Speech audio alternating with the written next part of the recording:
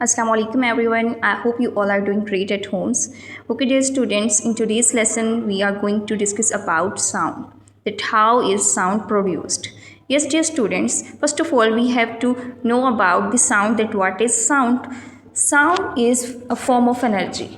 Actually क्या होता है कि साउंड जो है एनर्जी की एक ऐसी फॉर्म होती है जिसके ज़रिए से हम सुन सकते हैं, या वॉइस प्रोड्यूस होती है, नॉइसेस प्रोड्यूस होती हैं, म्यूज़िक या स्पीच, ये डिफरेंट क्या है उसकी फॉर्म्स हैं। ओके, अब ये कैसे होती है, how is it created? It is produced when an object vibrate. जब भी कोई चीज़ वाइब्रेट करेगी तो उसके नतीजे में क्या प्रोड्यूस होगी? साउंड प्रोड्यूस होगी। These vibrations create sound waves that travel through a medium to our air. अब हमारे कानों तक जब आवाज़ आ रही होती है वो किसके ज़रिए से आ रही होती है? उसे कोई ना कोई मीडियम चाहिए होता है। यानी अगर कोई चीज़ हमारे कुछ फासले पे वाइब्रेट कर रही है तो हमारे कानों तक उसकी आवाज़ कैसे पहुंच रही है? एक्चुअली उसके और हमारे कानों के दरमियान एक मीडियम है जो कि हवा है। हवा के ज़रिए से वो हमारे कानों तक पहुँच रही है, और वो कैसे होता है कि वेव्स की फॉर्म में। वो हम आगे डिस्कस करते हैं कि वो किस तरह से आगे मूव करेंगी वेव्स के अंदर। What is sound? Sound is a type of energy. It is produced by vibrating objects. It travels in the form of waves. We hear sound with our years.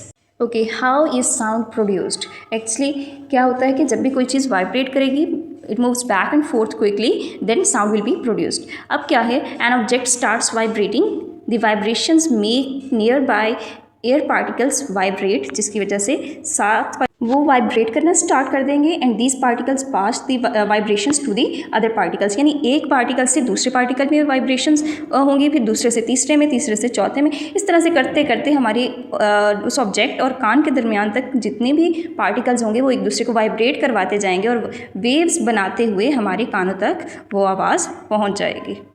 Okay, if we talk about the examples of sound production, there are so many examples in our surrounding. For example, bell, ringing bell, drum, guitar, human voices, ये सारी की सारी किसकी examples हैं? Sound की examples हैं। यानी bell जो है उसमें भी क्या होगी? वाइब्रेशंस प्रोड्यूस होंगी when struck by its clapper. Then guitar strings vibrate back and forth when plucked, and also in the drum skin vibrates rapidly when hit, and human vocal cords in the throat vibrate when air passes over there. The conclusion of this topic is sound is produced by vibrations. Vibrations create sound waves, and sound travels through solid, liquid and gases. Without vibrations no sound is produced. कभी भी sound produce नहीं होगी अगर vibrations नहीं होंगी। इसी के साथ साथ अगर हम देखें कि वैक्यूम के अंदर बिल्कुल भी साउंड पास नहीं होती। उसकी रीज़न क्या है कि वैक्यूम या स्पेस के अंदर कोई भी मीडियम नहीं होता, और हमेशा